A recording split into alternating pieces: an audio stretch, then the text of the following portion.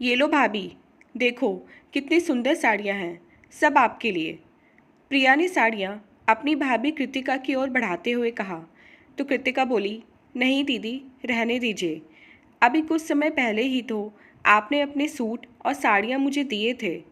अब फिर से? नहीं दीदी, इन्हें आप ही रखिए। अरे बहू, जब तेरी ननद इतने प्यार से दे रही है तो रख लेना। हमें तो हमारी ननद ने आज तक कुछ नहीं दिया, और एक तुम्हारी ननद है जो हर बार तुम्हें कुछ न कुछ देती है। मानना पड़ेगा, खुश नसीब हो तुम। इतना बोलने के बाद आशा जी ने सारी साड़ियाँ उठाकर कृतिका की गोद में रख दी, तो कृतिका ने उठाकर अलमारी में रख दी। कमरे में आकर कृतिका सोचने लगी, कुछ तो करना पड़ेगा, वरना दीदी हर बार अपने पुराने सूट और साड़ियाँ ऐसी मुझे देती रहेंगी। दीदी खुद तो हर महीने शॉपिंग करती हैं और एक कपड़ा कुछ महीनों से ज़्यादा नहीं पहनती, और मुझसे उम्मीद करती हैं कि मैं उनके पुराने कपड़े पहनूं। और ये सासू माँ मुझे नए कपड़े भी नहीं खरीदने देती। जब भी शॉपिंग जाने का प्लान बनता है तो कह देती हैं, जब प्रिया ने इतने कपड़े दिए हैं तो नए कपड़ों लेने की क्या ज़रूरत आन पड़ी। जब भी किसी फंक्शन में प्रिया दीदी की साड़ी पहनकर जाती हूँ तो सासू माँ सभी को बताना नहीं भूलती कि ये साड़ी तो उनकी बेटी की है।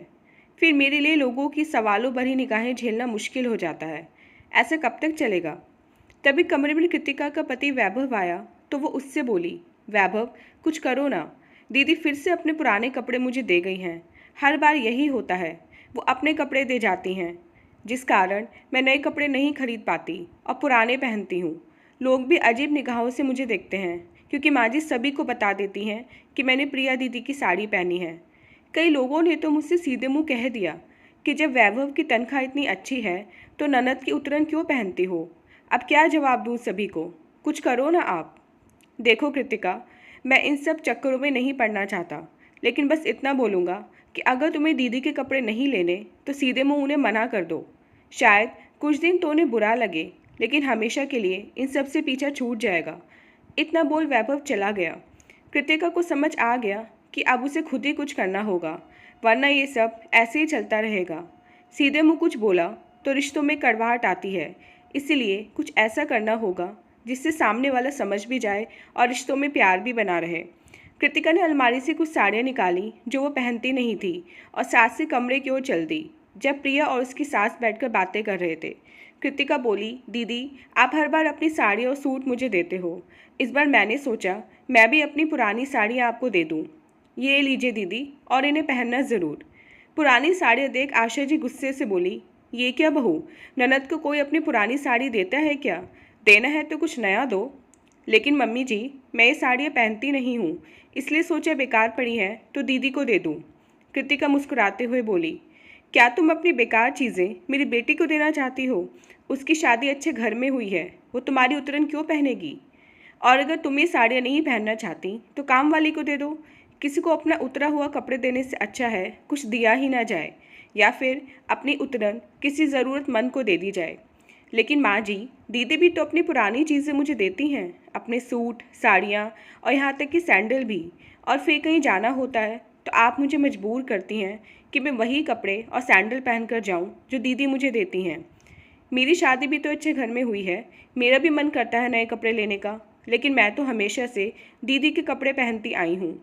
अगर मायके से कुछ नए कपड़े मिलते हैं तो वो भी आप दीदी को दे देती हैं। पहले दीदी पहनती हैं, फिर वो मेरे हिस्से में आते हैं।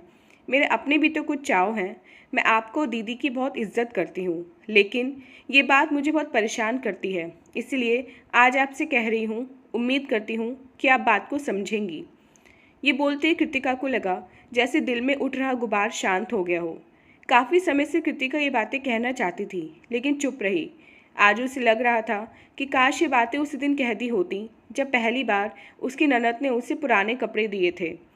प्रिया और आशा जी को भी लगा कि जो बातें कृतिका कह रही है वो एकदम सही हैं, और वो दोनों भी रिश्तों में कड़वाहट नहीं चाहती थी। प्रिया बोली, अच्छा हुआ भाभी जो आपने अपने दिल की बात साफ शब्दों में कह दी, वरना ये बातें दिल में रहती हैं तो रिश्तों में कड़वाहट पैदा होती हैं। मैं आपकी भावनाओं की कद्र करती हूँ, आगे से ऐसा नहीं होगा।